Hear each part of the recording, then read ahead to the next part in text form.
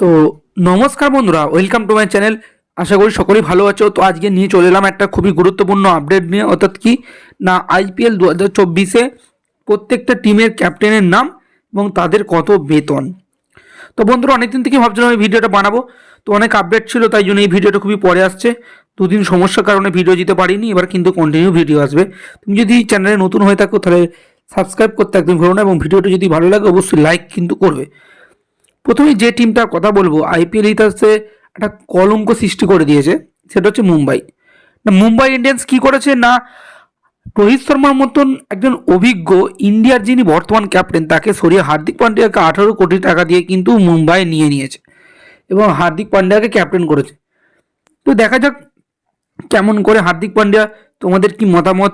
তুমি যদি মুম্বাই ফ্যান হয়ে থাকো, তোমার কি প্রতিক্রিয়া সেটা কিন্তু কমেন্টে জানাতে একদমই হলো না।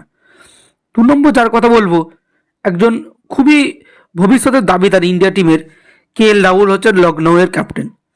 তার বেতন হচ্ছে 17 কোটি টাকা। তো ইন্ডিয়ার ভবিষ্যৎ ক্যাপ্টেন সম্পর্কে লখনৌয়ের ক্যাপ্টেনকে ভাবা হচ্ছে। আমরা দেখেছি ইতিমধ্যে কিন্তু সাউথ আফ্রিকা সিরিজ কিন্তু জিতেছে হচ্ছে KL রাহুল। তো KL রাহুলের বর্তমানে বেতন হচ্ছে 17 কোটি। তারপরে যার কথা বলবো সেটা হচ্ছে সবচেয়ে সফলতম ক্যাপ্টেন, সেটা হচ্ছে MS ধোনি, যার আন্ডারে আইপিএল শুরু থেকে এখনো শেষ পর্যন্ত একজনই ক্যাপ্টেন করে চলেছে, সেটা হচ্ছে মহেন্দ্র সিং ধোনি, চেন্নাইয়ের ক্যাপ্টেন, যার বেতন হচ্ছে কিনা 12 কোটি টাকা। তারপরে একটা কথা বলবো হায়দ্রাবাদ।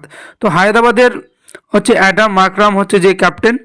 তো অ্যাডাম মাকরাম মোটামুটি একটা ভালোই হিউজ অ্যামাউন্ট, প্রায় 12 কোটির মতন একটা স্যালারি পাচ্ছে।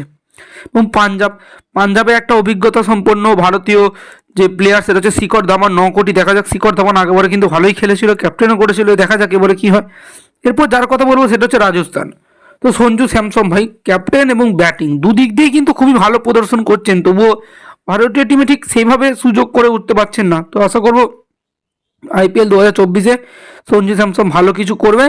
সে ভালোই প্লেয়ার একজন, 13 কোটি টাকা বেতন পাচ্ছে। এবং তারপরে যার কথা বলবো KKR, অর্থাৎ কলকাতার বর্তমানে ক্যাপ্টেন হচ্ছে শ্রেয়াস আয়ার এবং তার বেতন 12 কোটি।